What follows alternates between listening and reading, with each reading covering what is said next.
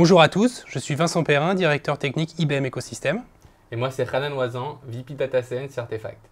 Donc Artefact, c'est une boîte qui est à mi-chemin entre un cabinet de conseil et une société tech qui a comme ambition et comme objectif d'aider ses clients à tirer parti de la data et à en faire de la valeur. Donc aujourd'hui, on est présent dans plusieurs pays en fait à travers le globe, que ce soit en Europe, en Amérique du Nord et du Sud et en Asie. On a également aussi des bureaux dans la région Moyen-Orient. Et on est aujourd'hui plus de 1000 collaborateurs dans le monde. Et le sujet du jour, on avait dit qu'on parlait d'éthique et d'IA. Exactement, c'est peut-être pour ça qu'on est là aujourd'hui. On va parler d'éthique et d'IA. C'est un sujet qui est très très intéressant parce qu'on entend tous parler. Il n'y a pas, je pense, une semaine où il n'y a pas un scandale qu'on voit sur les réseaux sociaux. Et donc c'est vrai que c'est un sujet qui est clé et qui monopolise beaucoup la scène de l'IA et de la technologie sur les dernières semaines. Mais selon toi, pourquoi on en a besoin maintenant? Parce que ça fait longtemps qu'on en parle. Pourquoi aujourd'hui et pourquoi on est là aujourd'hui? Je vais donner peut-être, je pense, 3 raisons principales à mon avis qui sont déterminantes pour cette médiatisation actuelle de l'éthique. Je dirais que la première, c'est celle qu'on vient de dire en fait, c'est simplement les scandales. Ça alimente la controverse, ça crée énormément de débats. Donc, pour citer quelques exemples, il y en a eu un avec Microsoft et son chatbot qui en fait avait été lancé sur Twitter. Et très peu de temps après son lancement, on s'est retrouvé à avoir un chatbot qui devient raciste parce qu'il interagit en fait avec des gens racistes. Et donc c'est assez marrant de voir, enfin marrant pas tellement, mais finalement justement de voir que ces technologies sont peut-être encore pas prêtes à pouvoir en fait faire face au monde cruel d'aujourd'hui. Une deuxième raison que j'évoquerai qui je pense aussi est très importante et qui fait aussi peut-être qui donne un peu d'espoir, c'est qu'aujourd'hui l'IA c'est le sujet de tout le monde. Pendant des années l'IA ça a été l'enjeu des gens de la tech, l'enjeu des personnes qui codent parce qu'ils font des robots incompréhensibles. On peut imaginer tous les films des années précédentes. Et alors qu'aujourd'hui, en fait, l'IA, ça concerne tout le monde. L'IA, ça concerne n'importe qui travaille avec un outil qui a une petite intelligence. Ça concerne quelqu'un qui va faire les soldes et qui se voit recommander des produits dans son panier. Ça concerne n'importe qui dans le monde. Et donc, il y a entre guillemets, une adoption de l'IA très forte, à la fois par les consommateurs et puis par les producteurs.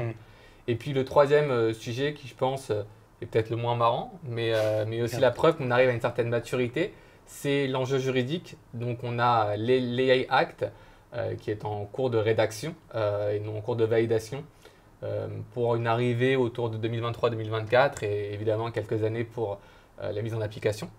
Et donc cet AI Act va apporter un cadre juridique en fait sur l'éthique et sur l'IA et évidemment ça peut faire peur, ça peut faire poser aussi beaucoup de questions. Donc on l'a vu il y a quelques années de cela avec le GDPR. Voilà, on se rappelle tous du GDPR et en fait de tous les chantiers qu'il y a pu avoir à travers ça. Et donc voilà, qui dit nouvelle réglementation dit évidemment nouvelles questions. Ce qui est hyper intéressant, c'est que quand on parle d'éthique et de biais, souvent les gens, voilà justement, je viens de le faire moi-même l'erreur, les gens, on parle d'éthique, on dit biais.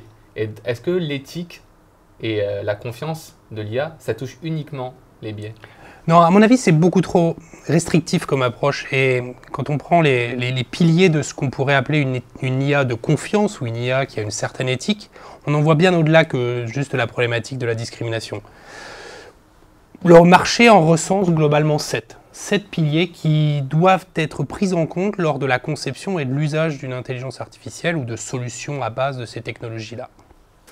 Bien entendu, tu l'as cité, la notion de biais, de non-discrimination des populations individuelles ou de groupes. Mais il y en a d'autres telles que la transparence, être capable d'expliquer pourquoi cette intelligence artificielle fait cela et donc de rassurer, d'amener de la confiance. Il y a des choses sur le bien-être. Une intelligence artificielle ne doit pas globalement impacter la société, ne doit pas impacter l'environnement. Il y a toute la thématique de contrôle de l'humain. On parle souvent de systèmes à base d'intelligence artificielle qui prennent des décisions. Mais ces décisions doivent être pilotées, maintenues, contrôlées par des humains. Il y a une approche aussi autour de la problématique de la sécurité, de la robustesse de ces systèmes-là. qui est non pas négligeable, c'est comment je m'assure que ces systèmes-là, personne ne va pouvoir potentiellement les attaquer et avoir des opérations malveillantes dessus. L'intelligence artificielle, c'est souvent des données. Et les données, c'est souvent des données personnelles. Toute la notion de respect de la vie privée sont des éléments importants. Et pour finir, un septième qui est non négligeable, et surtout pour les entreprises, et tu citais les exemples de mise en œuvre, c'est la notion de responsabilité. Avoir une éthique dans une solution d'intelligence artificielle, c'est un système qui est aligné avec les valeurs de l'entreprise, qui respecte les valeurs que l'entreprise aura. Dans ces sept-là, je veux juste passer encore quelques secondes pour mettre un emphase sur la notion de transparence, qui pour moi est un élément important. La transparence, ça va souvent avec la notion d'explicabilité. Une intelligence artificielle, ce n'est pas uniquement un modèle mathématique. En tout cas, ça ne doit pas être vu comme uniquement un modèle mathématique avec un pourcentage de précision.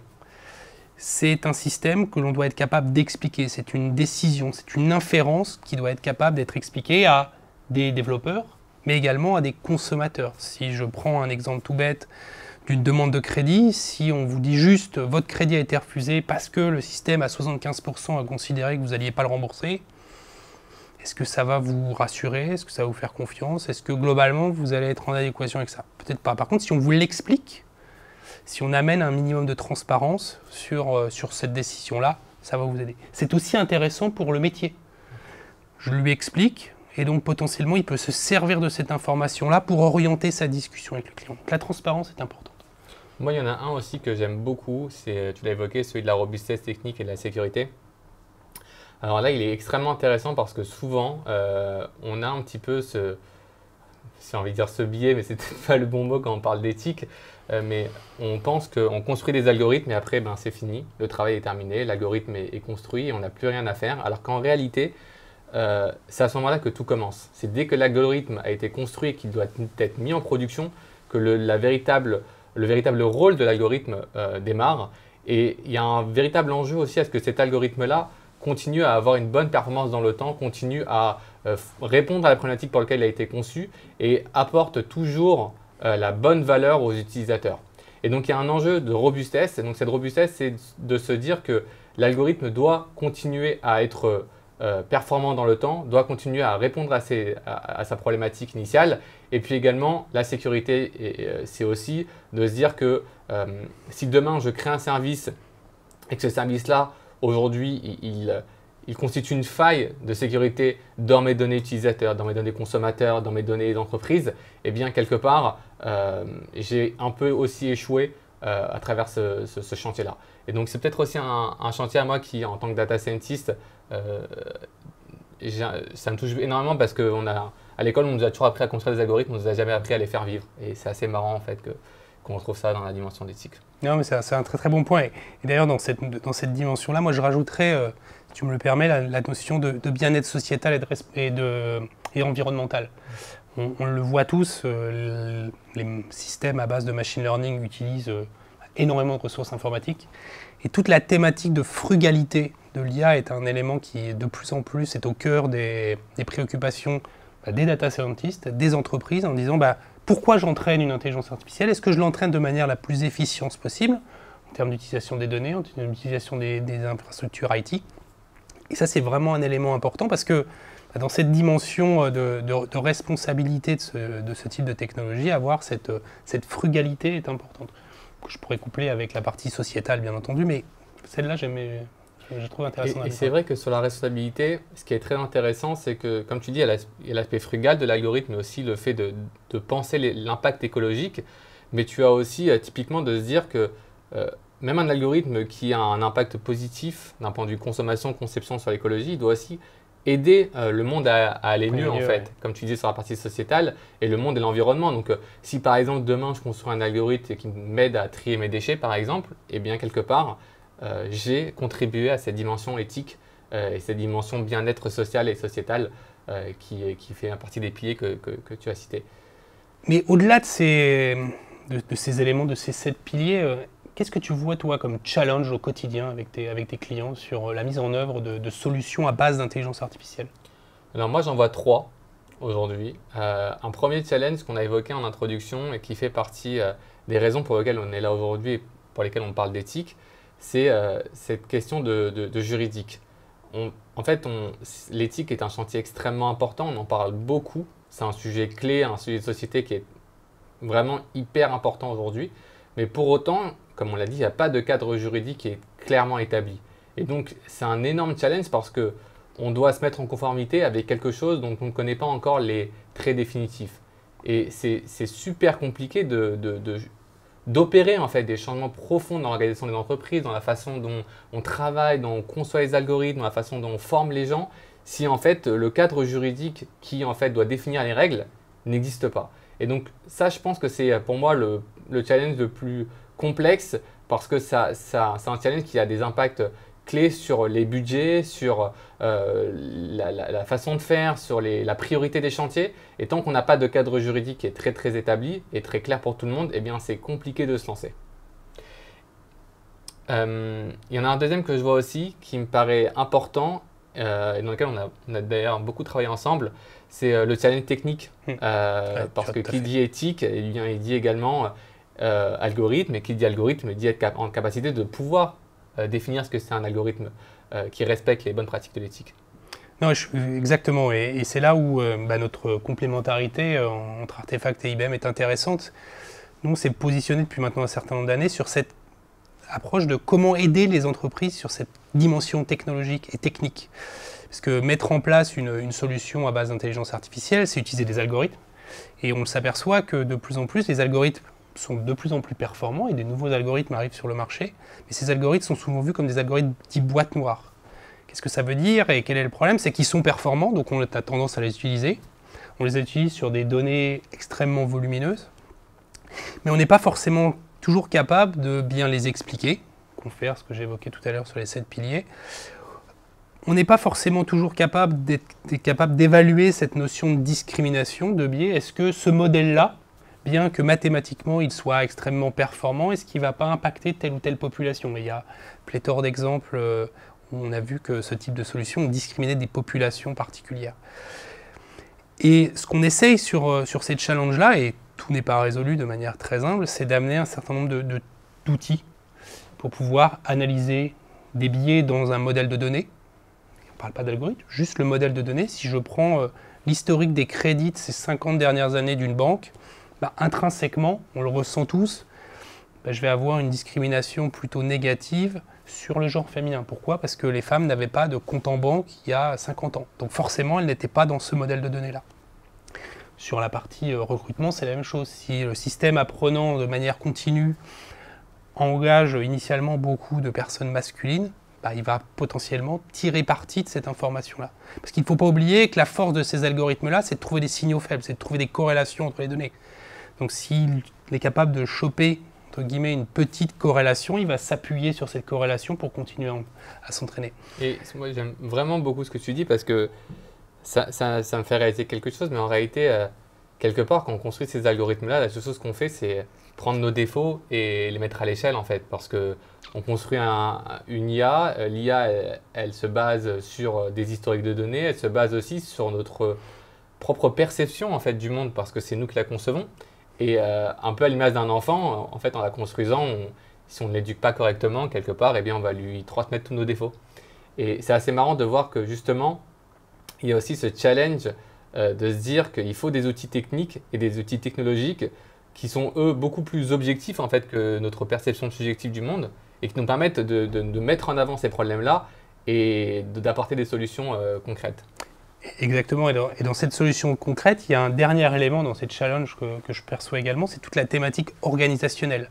C'est l'application de tout ce que l'on a vu là dans l'organisation.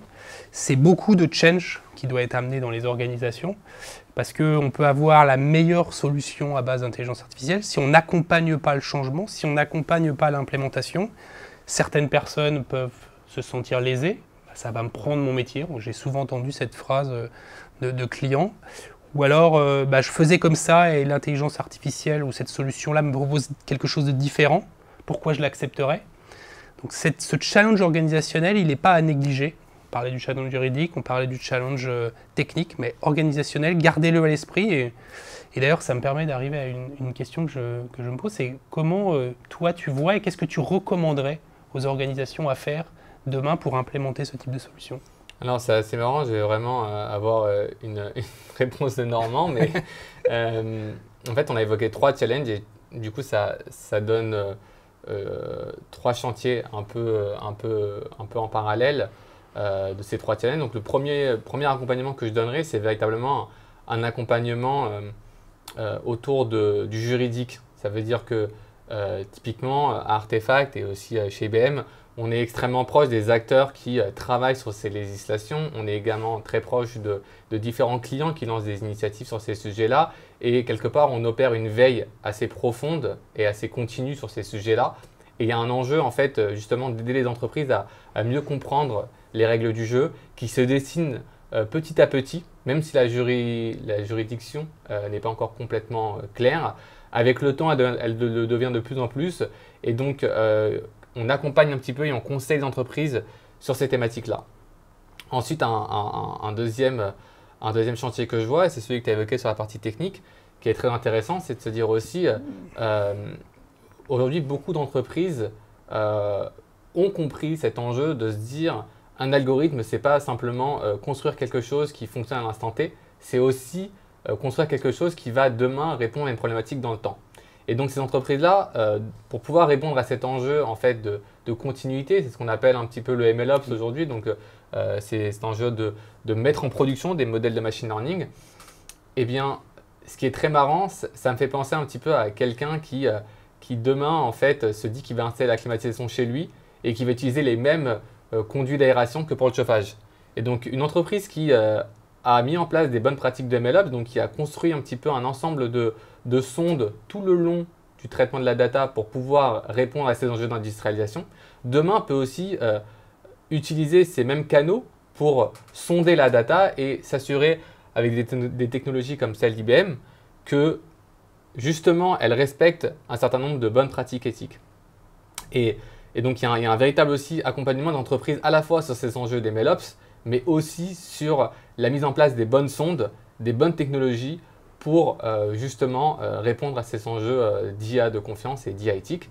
Et puis le troisième chantier que je vois, et il fait écho d'ailleurs à mon troisième chantier à toi aussi, qui est le change, qui est l'accompagnement des entreprises, à la fois sur cette transformation profonde de l'IA et de l'éthique, mais aussi sur la formation des collaborateurs. Comme on l'a dit tout au début, en fait, l'IA aujourd'hui, ça touche tout le monde. Quelqu'un qui, il y a 20 ans, travaillait sur un petit Excel, et pour lui, l'IA, c'était un saint Graal, quelque chose qui était réservé aux gens qui font de la tech.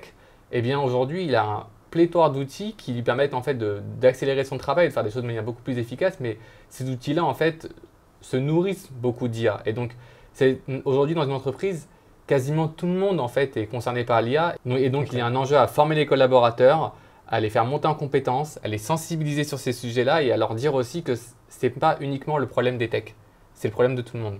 Et il y a un véritable enjeu à aider tout le monde à comprendre en fait ce sujet d'éthique. Bref, en synthèse, et merci pour notre échange, c'est un sujet important, c'est un sujet qu'il faut prendre maintenant en compte dans vos organisations, auprès des collaborateurs. Moi, je suis à peu près convaincu que cette notion de méthodologie, de changement organisationnel est clé. Et sans ça, vous pouvez avoir les meilleurs outils technologiques et les meilleurs cadres juridiques. Ça ne se mettra pas en place, et principalement pour cette notion de confiance. Moi, en synthèse, je ne sais pas si tu voudras rajouter quelque chose, mais c'est allez-y et n'hésitez pas à nous contacter, Anan ou moi-même, pour échanger sur ce sujet. C'est, comme vous l'avez pu voir, un sujet qui nous passionne. C'est un sujet qu'on traite au quotidien avec nos clients et nos partenaires. Et on a un certain nombre de clés, de messages, d'éléments pour vous aider et accélérer la mise en œuvre de ce type de technologie. Ouais, je rajouterais peut-être un dernier point dessus, Vincent. On en parle depuis un long moment de ce sujet de l'éthique. Et je pense qu'aujourd'hui, on arrive à un moment où le sujet touche tellement de personnes et concerne tellement tout le monde qu'on a peut-être une chance aujourd'hui de réussir à l'aborder correctement. Ce sera le mot de la fin. Merci Anan. Merci à toi.